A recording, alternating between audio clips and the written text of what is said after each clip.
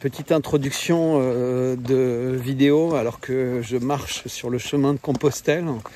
On a quitté Parthenay ce matin et j'ai eu la chance de pouvoir faire un entretien avec une chaîne de radio africaine du haut des murailles de la tour Saint-Jacques, qui était la tour par laquelle passaient les pèlerins depuis le XIIe siècle pour aller à Compostelle. C'est évidemment un entretien qui me tient à cœur, puisqu'on part entre guillemets de la visite de Vladimir Poutine à Bakou et on essaie de comprendre l'importance stratégique de l'Azerbaïdjan dans les développements géopolitiques actuels. Évidemment, tout ça nous amène à évoquer Gaza, à évoquer Israël, à évoquer les États-Unis, à évoquer le front en Ukraine, mais également les BRICS, les monnaies, tout ce qui est politique énergétique, etc. Je pense que c'est une vidéo qui va vous passionner. Donc ça fait 8 jours qu'on marche sinon vers Compostelle. On fait environ 20-25 km par jour dans des chemins, des sentiers sur lesquels parfois on ne voit quasiment personne pendant des heures. Et certains sentiers sont vraiment magnifiques. On a une bonne ambiance dans le groupe. On a la chance d'avoir une météo qui est relativement parfaite. Un temps calme. On a beaucoup de fruits au bord des chemins, des mûres, des mirabelles. Alors les pêches sont pas encore tout à fait mûres. Parfois on a du raisin et surtout des personnes très accueillantes, des surprises magnifiques. Par exemple, hier j'ai quelqu'un qui était dans un gyrocoptère, donc c'est un hélicoptère ULM, et qui était parti à notre recherche et qui nous a trouvé, en fait, qui a repéré mon sac à dos orange au milieu des allées sur le chemin de Compostelle que lui-même connaît, et il a atterri sur un champ juste à côté de nous. C'était assez magique. En tout cas, je vous remercie de partager cette vidéo, je vous remercie de la commenter et je vous remercie surtout de la regarder et de continuer à soutenir mon travail sur les réseaux sociaux au cours des derniers jours, alors que je ne parle quasiment que de Gaza, de ce qui se passe en Russie, un peu des surprises entre guillemets en France, comme cette photo assez stupéfiante où il y a une forme de protubérance entre les cuisses de la première dame entre guillemets de France. Enfin, vraiment, on devient la risée du monde entier. C'est une situation mais complètement absurde. Mais en réalité, finalement, tous les chefs d'État de l'Occident sont devenus comme ça. Quand on voit la campagne électorale aux États-Unis, quand on voit la sortie des cartons du monkeypox et que sais-je encore. Donc toutes les fourberies qu'ils ont dans leur placard pour corrompre, lessiver les esprits, faire peur à nouveau et obtenir je ne sais quoi. Là, vraisemblablement pour le monkeypox, et surtout pour avoir des élections aux petits oignons aux États-Unis, sans doute avec beaucoup de votes par correspondance. On voit d'ailleurs que le candidat à la vice-présidence aux côtés de Kamala Harris fait des discours vraiment dans ce sens, en fait. Faites du porte-à-porte et allez décrocher autant de votes que vous voulez. On sait que quand on agit de la sorte, c'est parfois pour obtenir, moyennant quelques dollars ou dizaines de dollars, des votes qu'on appelle des mailing ballots, qui sont des votes par correspondance et qui peuvent faire pencher, comme on a pu l'observer, la balance, parce que c'est la porte ouverte à beaucoup de fraudes, ou en tout cas beaucoup d'interrogations en plus des calculs électroniques. Voilà pour cette introduction. Si vous voulez du miel, si vous voulez soutenir sur PayPal, si vous voulez soutenir en vous prenant un abonnement sur Substack, vraiment faites-le. Peut-être que plus que d'habitude, eh bien j'en ai besoin, parce qu'évidemment sur les chemins de Compostelle, il n'y a que votre générosité et votre volonté d'aider qui me permet de continuer sans cesse avoir la force, puisque c'est sur ce chemin de pèlerin, la générosité, qui permet d'avancer, puisque moi je vais essayer d'aller au bout, mais au fur et à mesure on a des personnes qui partent, des personnes qui arrivent, et voilà, donc c'est une équipée qui est mouvante. J'espère qu'on sera de plus en plus nombreux à certaines étapes. On s'approche de Niort, où on sera a priori demain soir, donc vendredi soir, puis Bordeaux a priori le week-end prochain, donc premier week-end de septembre. Et là, vraisemblablement, j'essaierai sur Bordeaux de faire une conférence, puis une autre quand on approchera dans la région du Pays Basque également, avant de monter les Pyrénées par le chemin de Roncevaux. Voilà, je vous remercie. Like, partage, commentaire.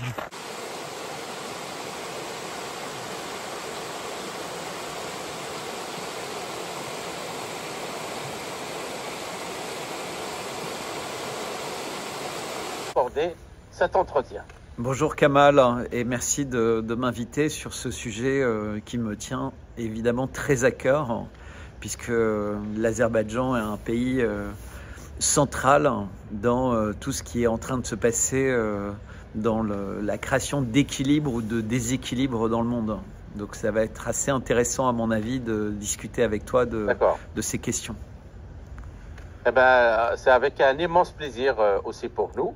Alors, l'approche de l'Azerbaïdjan à l'égard de la Russie a été notamment pragmatique, surtout depuis le début de l'opération militaire spéciale russe en Ukraine en février 2022. Alors, Bakou n'a pas rejoint les pays qui ont condamné Moscou à l'Assemblée générale de l'ONU, n'a pas imposé de sanctions ni armé Kiev, malgré les pressions de l'Occident. Et puis, le président Aliyev apprécie l'importance de la Russie dans l'ordre mondial multipolaire émergent, au sein duquel, selon ses plans ou selon sa stratégie, l'Azerbaïdjan devrait jouer un rôle de lien décisif. Et puis, sa situation géostratégique lui permet de faciliter simultanément le commerce via le corridor de transport nord-sud, ainsi que le commerce est-ouest via ce qu'on appelle le corridor du milieu. Alors, Bertrand Scholler, à la lumière des faits marquant les relations bilatérales entre la Russie et l'Azerbaïdjan, comment voyez-vous l'intérêt de la visite de Poutine à Bakou? Alors, peut-être déjà, je voudrais souligner un point, c'est que au cours des dernières semaines, il y a beaucoup de présidents et chefs d'État qui ont subi des tentatives d'assassinat. Et pour Vladimir Poutine, se déplacer à Bakou, alors que Trump a été menacé par balles, d'autres, c'est un signe de grande confiance vis-à-vis de l'Azerbaïdjan, puisque c'est un président qui est extraordinairement ciblé. Donc qu'il aille se déplacer dans un pays, alors que beaucoup de personnes expriment des doutes sur la politique de l'Azerbaïdjan, qui est très proche de la Turquie, j'imagine qu'on reviendra sur ce sujet, qui est membre de l'OTAN, qui est également très proche d'Israël, avec lequel les relations de Moscou sont pas forcément simples. Il y a même une base militaire d'Israël en Azerbaïdjan. Donc, petit 1, ça veut dire que Moscou a confiance. Mais les autorités de l'Azerbaïdjan nient toujours l'existence de cette base militaire israélienne sur leur territoire. Et ouais. Donc il a confiance. Et on voit que c'était des images très sereines, puisqu'il est même allé déposer une gerbe sur la tombe du père d'Ilham Aliyev. Donc ça, c'est la première chose. La deuxième chose, c'est que l'Azerbaïdjan, c'est une ancienne république soviétique, mais comme l'Arménie. C'est deux anciennes républiques. Donc ce sont des pays qui sont très connus du point de vue de la Russie, et qui sont considérés comme des pays proches. Ensuite, juste, l'Azerbaïdjan a une très grande frontière avec l'Iran, qui est considéré par Moscou comme un de ses partenaires les plus stratégiques dans la région. Et on voit bien, les liens sont de plus en plus forts, alors que les liens entre l'Azerbaïdjan et l'Iran ne sont pas forcément toujours simples. C'est-à-dire que c'est très compliqué. L'Iran a des liens qui sont en principe souvent plus proches de l'Arménie, qui est en train de se rapprocher complètement de l'OTAN, ce que l'Iran voit d'un très mauvais œil.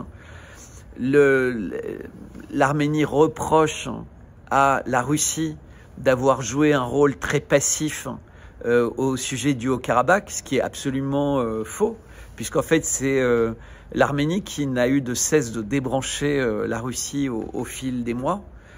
Son nouveau président, et quand vous dites une révolution de velours, c'est sans doute de velours de couleur, pour rappeler un peu toutes les révolutions qui ont eu lieu à droite et à gauche. Et on sait très bien que la première chose qui a été faite une fois que le Haut-Karabakh a rejoint l'Azerbaïdjan, c'est que Samantha Powers, l'américaine, est allée à Erevan et on a commencé à voir flotter dans la capitale arménienne des drapeaux LGBT+, puisqu'en fait la conquête par les États-Unis du monde, c'est ça, puisqu'elle s'occupe d'USAID. Et on avait aussi immédiatement cette volonté au travers de la France, de l'OTAN, d'avoir des liens avec l'Arménie, puisque l'idée c'est de couper... Puis, alors que l'Arménie est réputée pour être un pays fier, chrétien, oui. Et même, disons, conservateur. Très conservateur. Mais on a deux pays qui sont manifestement extrêmement ciblés, qui sont deux pays voisins, c'est la Géorgie et l'Arménie, puisque c'est le lien terrestre le plus simple pour relier la Russie et l'Iran. Et on sait aussi que c'est par ces pays-là que continuent à transiter assez facilement les voyageurs de Russie, puisqu'Erevan est une plaque assez intéressante pour le transport aérien, maintenant qu'il n'y a plus aucune possibilité vers les ex-États baltes. Il y a encore un peu la Turquie, mais c'est très cher. Et donc l'Arménie, c'est important pour les Russes qui veulent pouvoir se déplacer vers l'Occident par avion, tout comme l'est la Géorgie. Et donc on a vraiment ces deux pays pour recréer comme à l'époque du mur, entre l'Occident et le bloc communiste, entre guillemets, cette volonté de recréer un mur avec la Russie. Et on voit que ça ne fonctionne pas, puisque l'Azerbaïdjan, qui était un pays sur lequel beaucoup de personnes pensaient qu'il allait naturellement pencher, compte tenu de ses liens commerciaux très très forts au niveau du pétrole, du gaz, qui vient de la mer Caspienne, et qui aujourd'hui, dont l'Europe et Israël sont entièrement dépendants, eh bien non, les liens commerciaux sont également très forts avec la Russie, puisque pendant son voyage, Vladimir Poutine soulignait que plus de 1300 entreprises russes sont présentes, et des grandes entreprises. Il y a eu pas mal de contrats qui ont été signés, ouais, dans différents domaines économiques, la formation, l'université, la recherche, la santé. Y compris dans le métro. C'est-à-dire que le métro de Bakou va être équipé de trains fabriqués conjointement avec la Russie. Et effectivement, dans plein de domaines, il y a même des usines de camions Kamaz. Et or, on sait très bien que dans un pays montagneux, les camions, c'est essentiel. Et donc, pour l'Azerbaïdjan, avoir des usines de production de camions chez eux, de camions qu'ils connaissent, puisque c'est des camions de l'époque, ça existait à l'époque soviétique, donc ils connaissent bien cette marque. On voit toujours ce pragmatisme des anciennes républiques soviétiques quand elles ont un chef fort, et ce qui est le cas de Ilham Aliyev, puisque c'est vraiment un président fort de certaines personnes, puisque déjà le pouvoir s'est transmis par son père, mais c'est important dans des pays qui sont dans vraiment l'enjeu de beaucoup de tractations. Je pense que cette continuité est essentielle pour la stabilité de l'Azerbaïdjan. Et donc, il y a quand même également un enjeu militaire très fort avec la déstabilisation de la région, avec le conflit au niveau de Gaza et la position difficile à prendre, parce que l'Azerbaïdjan... On y reviendra. Okay. On y reviendra, Bertrand Scholler. Alors, comment y situez-vous le rôle de l'Azerbaïdjan? Alors, moi j'ai une analyse qui est, dans la première réponse que je vous ai donnée, j'ai beaucoup parlé du pragmatisme sur les questions économiques. Donc il y a un lien naturel très fort entre l'Azerbaïdjan et la Russie. plus qu'avec la Turquie. Il y a un lien historique très fort, puisque l'Azerbaïdjan et la Turquie, c'est un peu le rêve d'un nouvel empire ottoman, en fait, et donc qui effacerait l'Arménie. On voit que c'est peut-être une des directions que pourraient prendre les choses, mais il y a quelque chose de pragmatique avec la Russie. Et surtout, je pense que pour tous les présidents du monde, qui sont bien plus affûtés sur ce qui se passe que beaucoup de téléspectateurs, ils comprennent que la Russie est un acteur extrêmement fiable, qui dit ce qu'il fait et qui fait ce qu'il dit. Ils ont remarqué avec l'Afghanistan, ils constatent ce qui se passe avec l'Ukraine, que les pays sont utilisés par l'Occident au détriment des peuples, au détriment de l'avenir même des pays. Il n'y a qu'à regarder la Libye qui a été évoquée, il n'y a qu'à regarder tout ce qui se passe aux quatre coins du monde, en Yougoslavie, le Kosovo maintenant. L'Occident utilise dans une stratégie contre, entre guillemets, un équilibre multipolaire dans le monde pour avoir une hégémonie complète, les pays comme des outils. Et donc l'Azerbaïdjan se dit, mais si je rentre véritablement dans le giron occidental, je me rapproche d'eux, l'avenir de mon pays est complètement mis en danger en fait, parce qu'ils n'auront aucun cas des habitants et de l'histoire de l'Azerbaïdjan, puisque ce sera utilisé contre la Russie, comme le Kazakhstan le comprend, Kirghizistan, etc. Et donc l'attitude de la diplomatie russe depuis des années, mais qui devient véritablement, pour les gens qui suivent l'actualité évidente au cours des dernières années, cette fiabilité, cette dignité, fait que tous ces présidents sentent bien que, sans se jeter dans les bras de Moscou, Moscou est un partenaire fiable sur tous les aspects.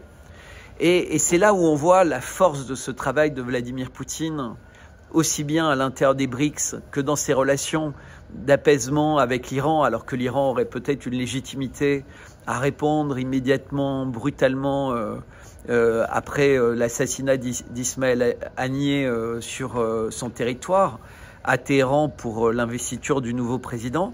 On voit bien que la Russie est un pays qui joue le rôle de l'apaisement, et forcément une puissance économique comme l'Azerbaïdjan, elle préfère l'apaisement, le développement de ses activités et de son potentiel économique, pétrolier, gazier, minier, qu'une situation chaotique dans la région.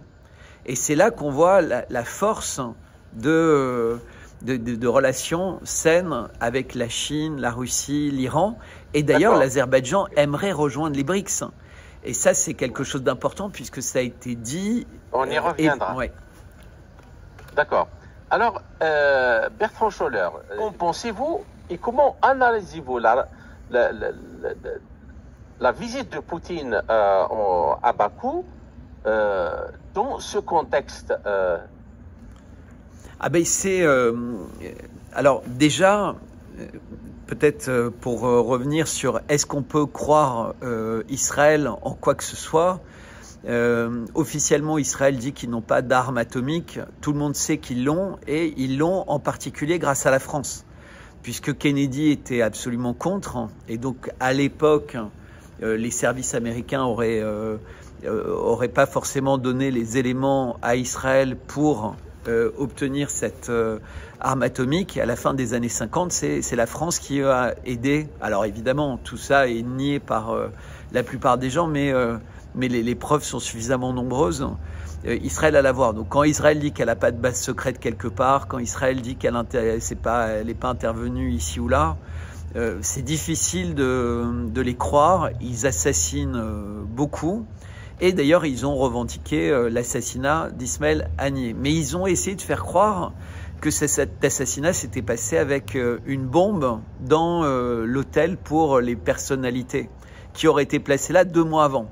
Alors, comment 2 mois avant, comment ça aurait pas été vu. Enfin, c'est une manière de faire passer les Iraniens pour des rigolos qui sont même pas capables de passer le balai sous un lit et de voir une bombe qui a fait exploser quasiment une aile entière d'un bâtiment. Donc tous les témoignages disent que c'était un missile air-sol qui est arrivé sur la façade, exactement sur la chambre, et donc qui aurait pu être envoyé par un drone furtif et qui éventuellement aurait pu décoller d'une de ces bases ou décoller d'un avion, d'un gros avion américain. Voilà. Et comme par hasard, le grand radar russe qui couvre cette zone a été détruit quelques semaines auparavant.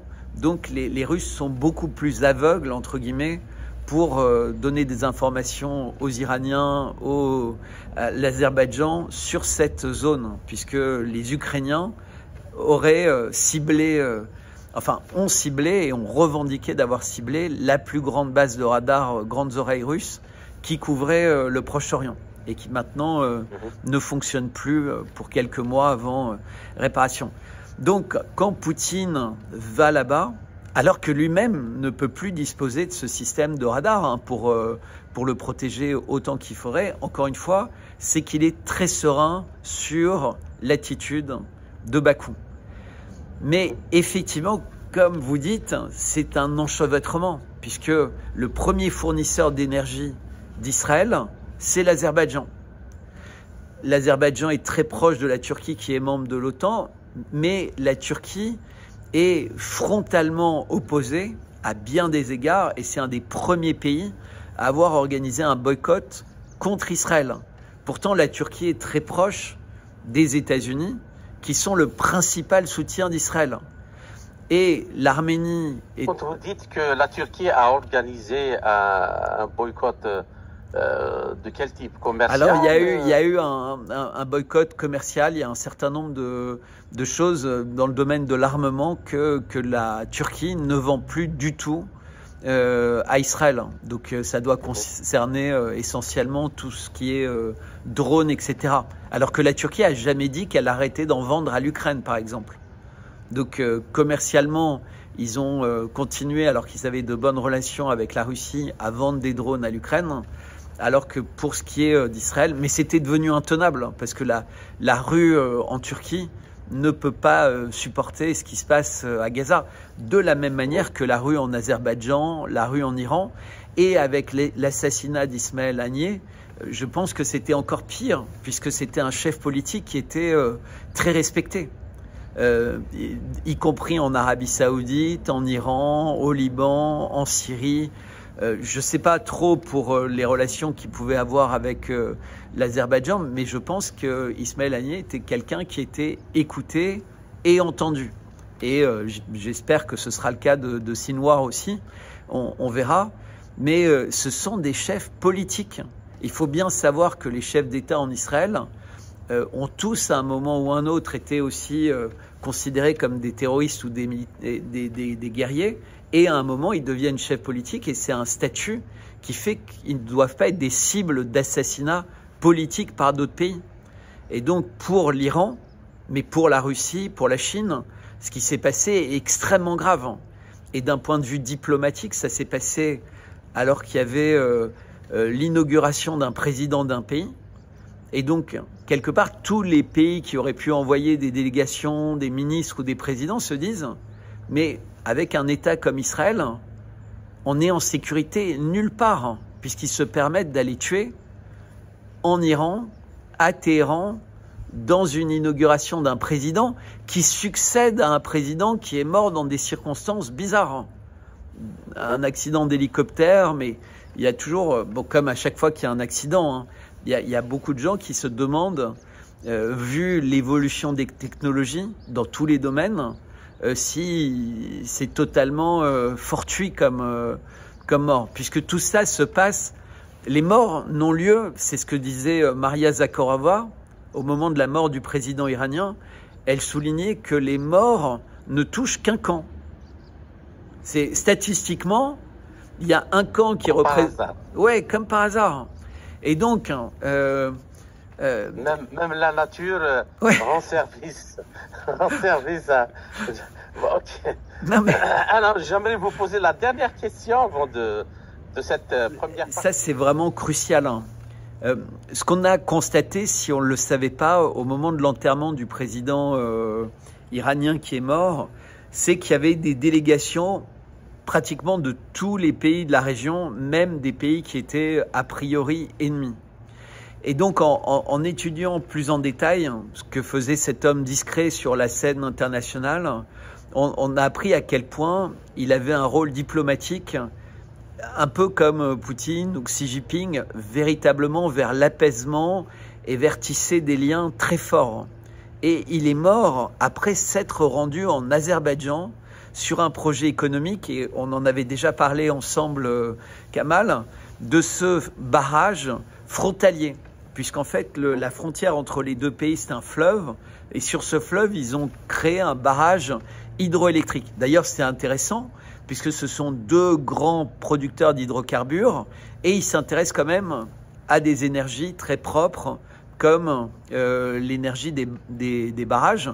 Et ils ont des mines communes dans cette région. C'est-à-dire des mines où les veines minières traversent ces deux pays, donc ils doivent résoudre sans cesse des problèmes économiques très forts. Mais donc on a cette volonté de l'Iran, qui est vue comme un empêcheur de tourner en rond, en fait d'apaiser les choses. Et ce que vous avez décrit entre l'Azerbaïdjan et l'Iran, il se passe exactement la même chose, et il y a le même vocabulaire entre le Pakistan et l'Iran. Et le Premier ministre pakistanais était là. Et donc la question, c'est qui a intérêt à financer des groupements terroristes, des groupements dans ces frontières-là, qui dispose de beaucoup d'argent, qui a cette attitude en permanence d'essayer de créer justement localement ces petites révolutions de couleurs, parce que ce que vous décrivez, Kamal, c'est exactement ce qui s'est passé en Syrie, c'est exactement ce qui s'est passé en Libye, c'est cette volonté de certains pays, toujours les mêmes. On peut les citer, enfin je peux les citer, mais c'est quand même une spécialité des États-Unis, de l'Angleterre, de la France, d'Israël, d'être impliqués dans des mouvements séparatistes locaux qui peuvent devenir violents, qui peuvent avoir des actions terroristes fortes, mais sans en avoir l'air. Moi j'ai un ami qui était... il y a très longtemps dans les services français et qui racontait qu'en fait, ils passaient leur vie à faire croire que quelqu'un d'autre avait fait quelque chose qu'ils commettaient pour sans cesse créer des divisions entre des chefs tribaux, etc., qui servaient l'intérêt de pays qui avaient envie de tirer leur ficelle de cette instabilité. On sait bien que l'instabilité profite toujours à l'État qui regarde de loin et qui voit tout le monde s'affaiblir et douter de l'autre. Donc je pense... Les pêcheurs dans les eaux troubles. Exactement. Et donc on sent bien que l'Azerbaïdjan et l'Iran comprennent qu'ils sont les victimes d'un jeu d'acteurs cyniques, d'acteurs qui n'ont pas d'âme, mais ils le voient. Ils ont compris avec l'attentat de Crocus, ils ont compris avec Nord Stream, ils ont compris avec le pont de Kerch. Ce sont des personnes qui détruisent les installations économiques, qui détruisent tout. Et puis après, l'idée ridicule que ça aurait été fait avec un bateau de pêche, avec un bateau de plaisance, ou, enfin, à un moment, encore une fois, on revient à cette phrase de Zakharova, quand c'est le même mode opératoire tout le temps, partout, il faut reconnaître qu'il y a une signature. C'est qu'il y a une tête et une main, voilà. D'accord. Ainsi s'achève notamment les gisements de la mer Caspienne dans les équilibres géopolitiques de cette région. Alors, là, vous venez d'appuyer sur le point clé.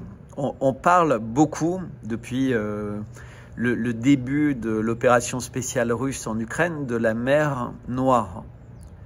Mais il y a une autre mer, un peu plus loin, qui est la mer Caspienne, et qui est presque bien plus importante que la mer Noire, puisqu'elle est extrêmement pétrolifère. C'est une mer qui est richissime en gaz et en pétrole.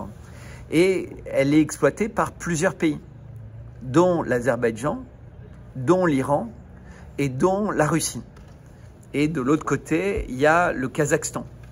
Donc on a beaucoup de pays qui sont présents et qui sont impliqués et qui sont des pays proches de la Russie, mais dès qu'il y a des hydrocarbures, les Américains sont jamais loin pour essayer de créer la division et créer des problèmes. Et donc, la position de l'Azerbaïdjan a toujours été une position de pays, et d'ailleurs dans cette région, c'est la caractéristique même de tous les pays, c'est d'être d'abord et avant tout des grands commerciaux, puisqu'ils ont toujours été sur les routes commerciales. Tu l'as dit, c'est la route Chine, Inde. Donc c'est des pays qui doivent, qui voient traverser des caravanes commerciales de toutes sortes de choses depuis l'origine du commerce entre les pays du monde.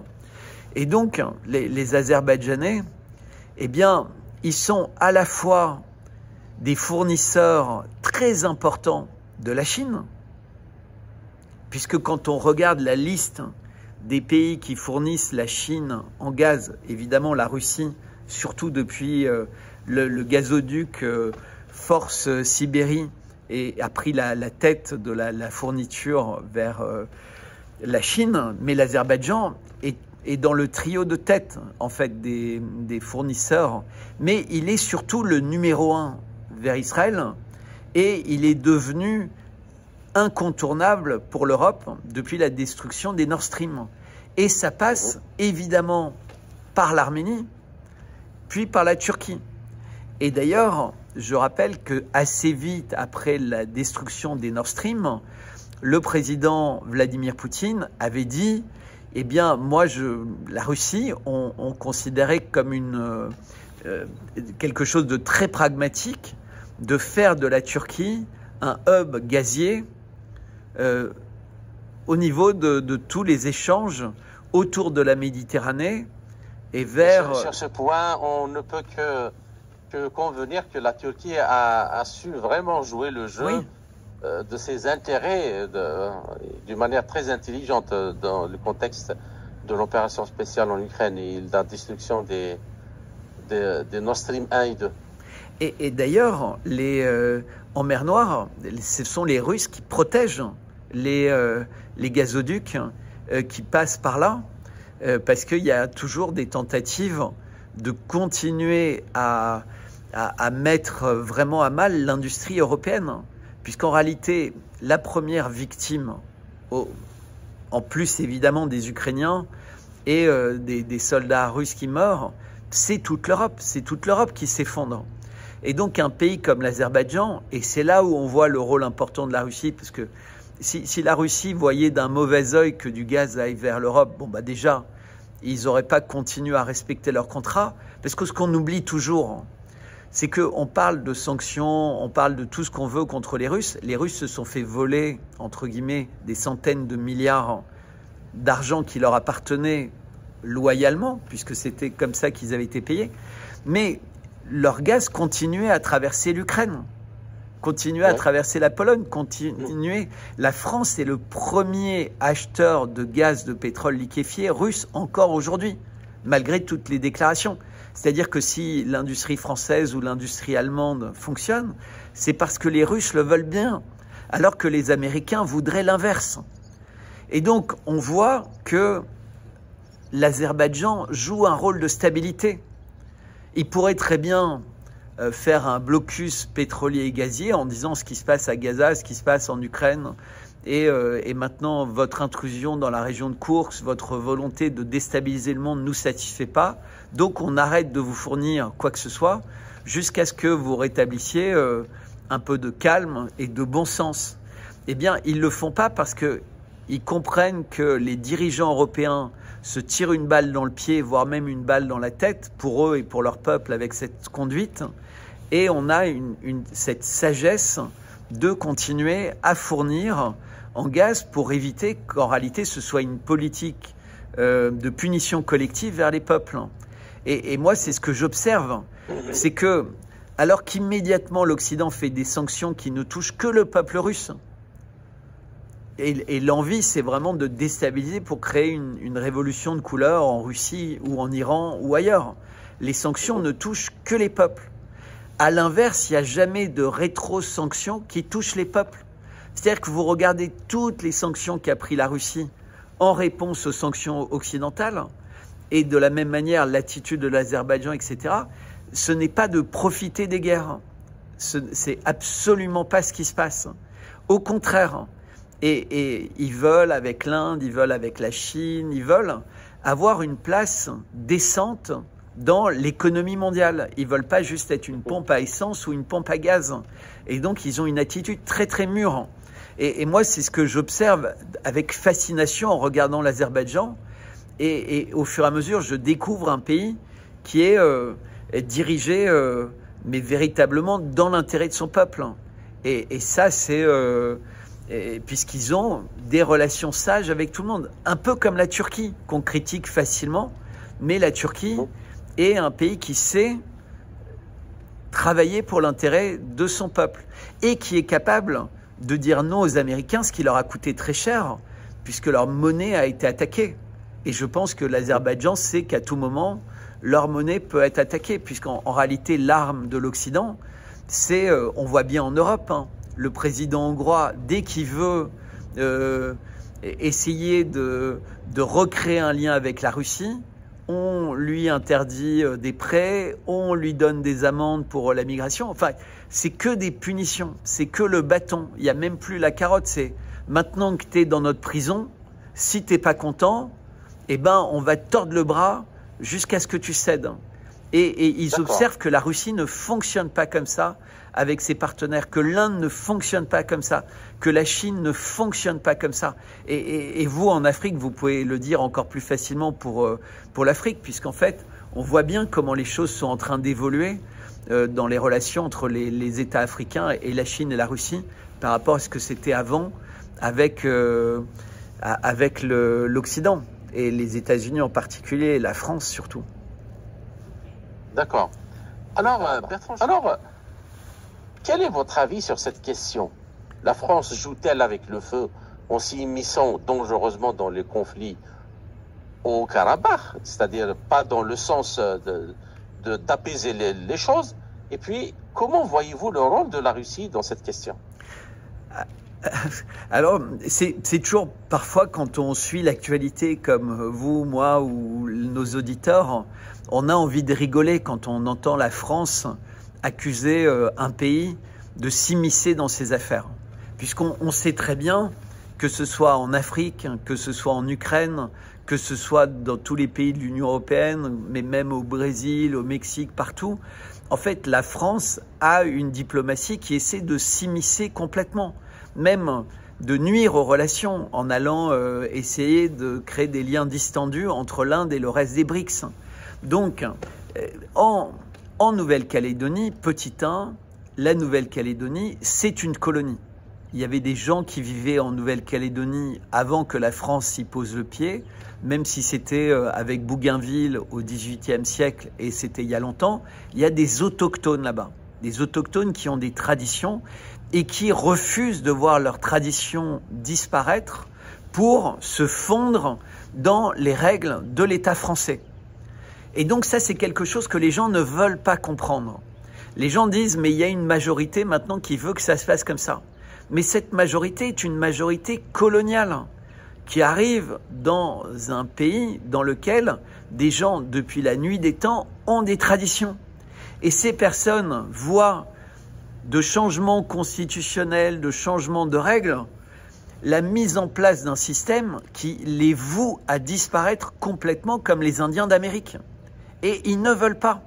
Donc, ce n'est pas du tout fini là-bas, puisqu'en fait, c'est une bataille vitale pour eux. C'est-à-dire que s'ils cèdent cette fois-ci, ils n'existeront plus et ils en ont pris conscience. Puisqu'à chaque fois, entre guillemets, vous savez, c'est compliqué quand vous êtes des Kanaks, donc cette petite peuplade.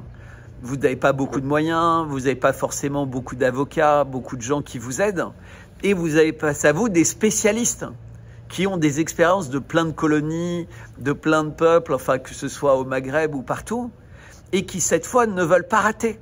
Donc, qui veulent envahir en faisant venir une population qui va faire des enfants, etc., et qui va créer au fil du temps une nouvelle majorité, puisque c'était l'objectif dans chaque colonie. Et là, cette fois, ils ont dit stop.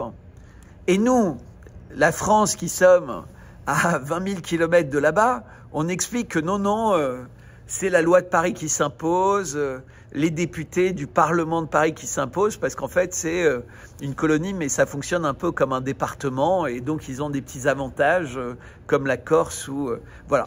Ça, c'est la première chose. Donc, c'est une colonie. Point.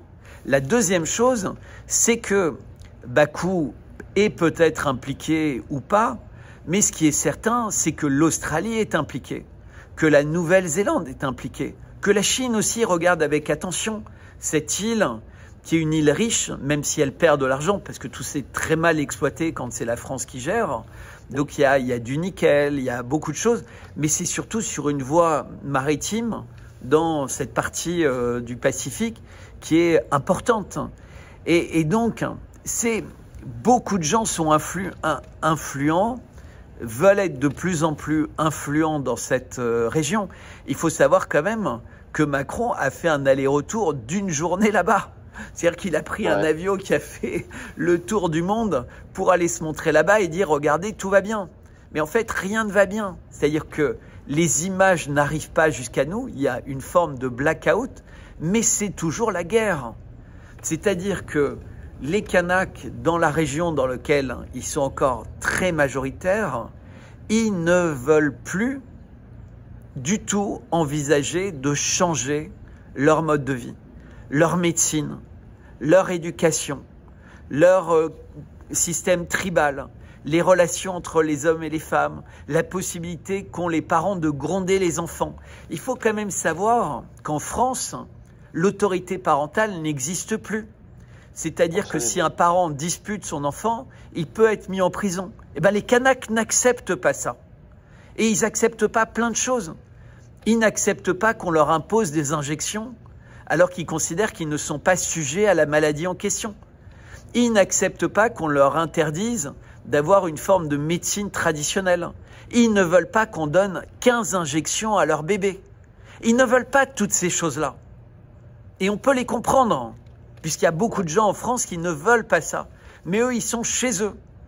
Et donc, que ce soit Bakou ou un autre, qui prennent conscience qu'il y a ce peuple autochtone qui a été colonisé et qui ne demande même pas à la France de partir, qui comprennent l'intérêt de la France. Il y a beaucoup de choses bien liées à la présence de la France. Il y a des hôpitaux pour des urgences, il y a la police, il y a les pompiers, la gendarmerie, il y a une administration pour... tout ça, c'est des choses qui peuvent avoir du bien. Mais ils veulent pouvoir dire, on ne veut pas disparaître. On ne veut pas être liquéfié dans un monde qui n'est pas fait pour nous. Et ben, si c'est Bakou qui les aide, voilà, très bien. Mais la France aide tellement de pays. On avait quand même un ministre des Affaires étrangères qui maintenant est au Conseil constitutionnel français qui s'appelle Laurent Fabius, qui expliquait face caméra qu'aider des bons terroristes pour renverser Assad, c'était une bonne chose.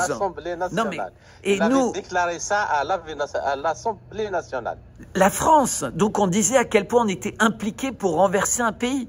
On voulait même reprendre les clés de l'ambassade pour les donner à des résistants qui n'avaient rien à voir avec la Syrie, qui avaient peut-être pas mis les pieds depuis très longtemps. Donc, qu'il y ait quelques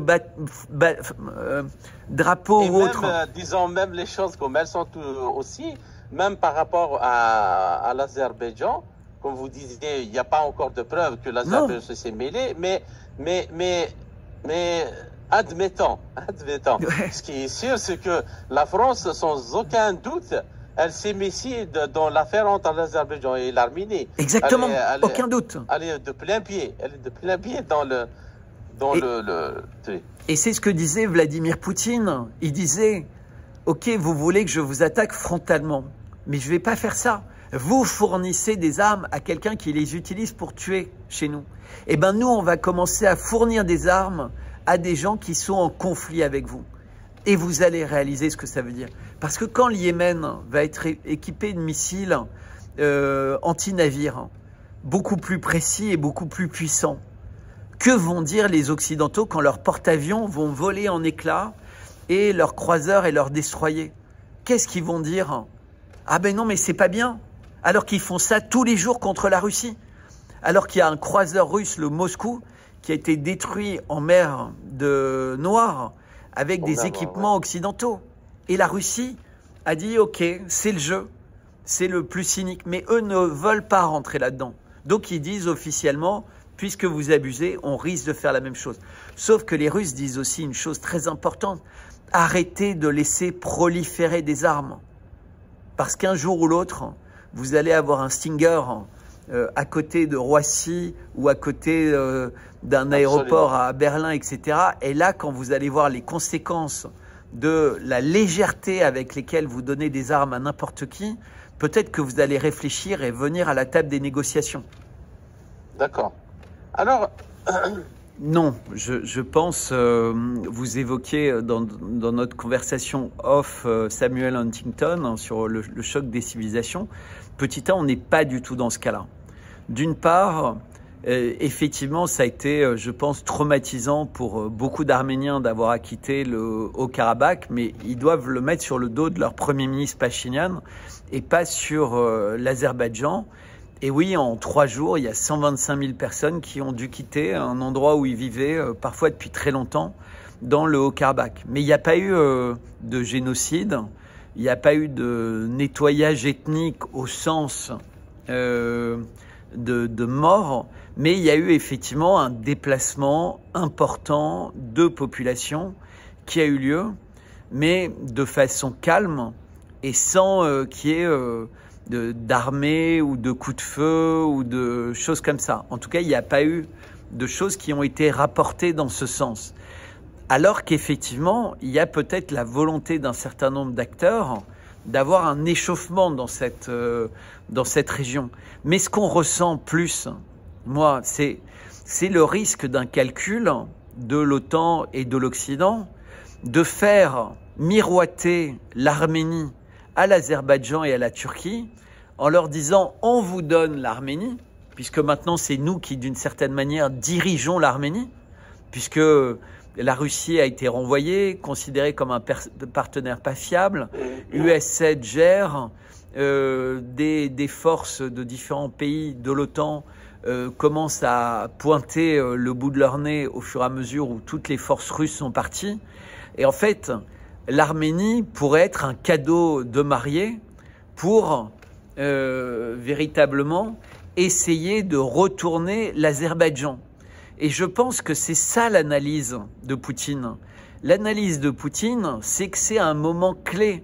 Et je pense qu'il est allé voir son partenaire pour avoir une discussion les yeux dans les yeux en lui disant « Je sais que c'est peut-être ce qui est en train de se passer, mais regarde les relations qu'on a, regarde les relations qu'on construit, regarde la manière avec laquelle l'Occident se comporte et ne pense pas que c'est pas un cadeau empoisonné.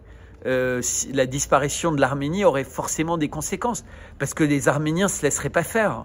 C'est pas parce que le Premier ministre arménien pourrait par petits pas amener en fait à laisser absorber son pays à l'intérieur d'un nouveau groupe, puisque l'Arménie faisait partie de l'URSS, après tout, s'il faisait partie d'un grand ensemble Turquie, Azerbaïdjan, Arménie, Géorgie, qui est le rêve de l'OTAN, puisque ce serait quelque part un grand pays de l'OTAN très fort pour bloquer la Russie de tout le commerce vers le sud, puisque comme tu l'as dit avec insistance, c'est le corridor là qui serait entièrement bloqué.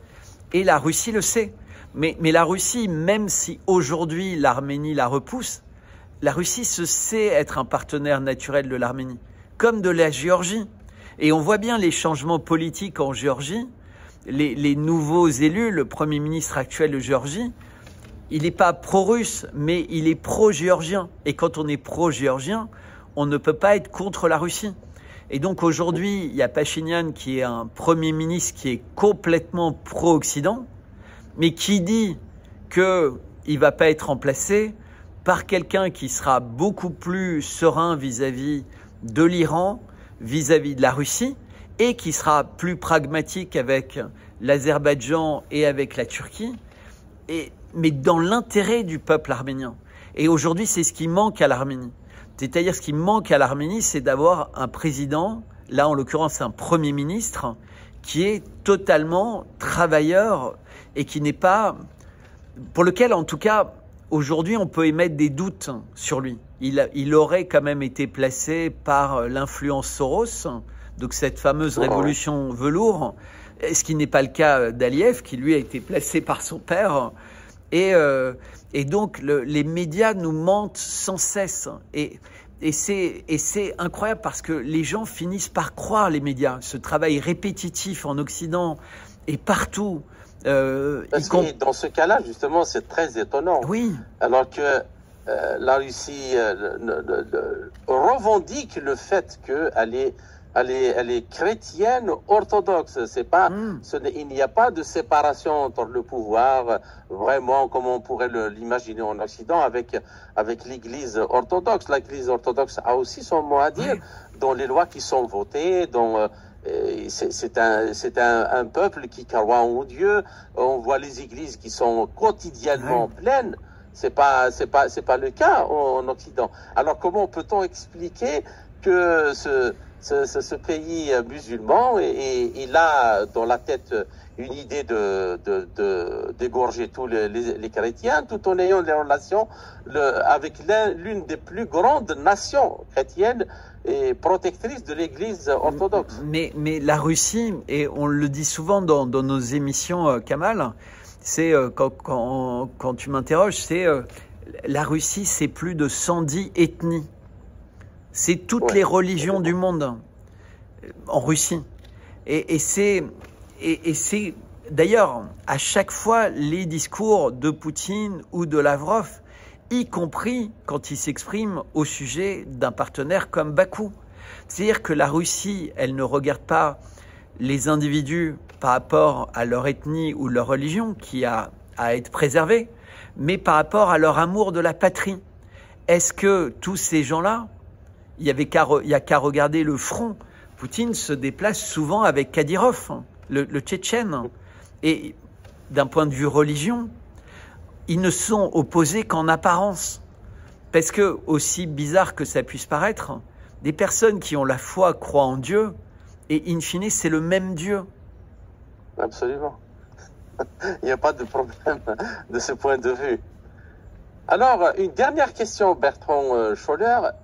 Les relations... Alors, déjà, un grand pays pétrolier, laïque, avec une population fortement musulmane, il n'y en a pas tant que ça qui sont représentés au niveau de leur importance dans les grandes institutions internationales actuelles. Et pas dans le G7, pas dans le G20, enfin, tu vois, ces pays sont relativement négligés. Mais ce que Lavrov dit en disant que les BRICS ne vont pas s'élargir de sitôt, c'est petit 1, ce qui s'est passé avec l'Argentine, ça a vraisemblablement un peu échaudé les BRICS. Parce que le changement d'orientation politique du pays, ça a montré aussi la fragilité d'un groupement comme les BRICS, puisque on pourrait y avoir un membre qui déciderait de partir. Et donc, moi, ce que je crois, c'est que les BRICS aujourd'hui veulent être une boîte à outils pour le monde entier. Une boîte à outils qui représente une alternative au dollar, une alternative au règlement des conflits. Et donc les BRICS aujourd'hui travaillent beaucoup pour le règlement des conflits et du conflit au Proche-Orient. Puisqu'on avait fait une longue émission ensemble il y a quelques mois d'ailleurs, Kamal, où on avait parlé au moment du sommet de Johannesburg en Afrique du Sud, des nouveaux membres qui sont que des pays qui entourent en fait cette zone du Proche-Orient. Puisqu'on avait l'Éthiopie, on avait les Émirats Arabes Unis, on avait l'Arabie Saoudite et on avait comme nouveau membre l'Iran.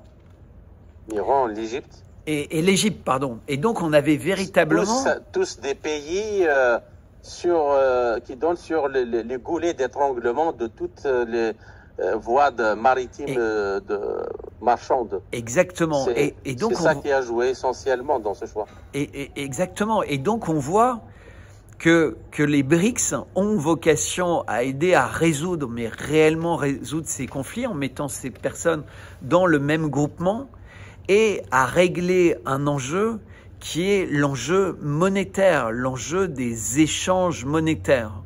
Et donc ça, c'est une grande réussite. D'accord. Ben,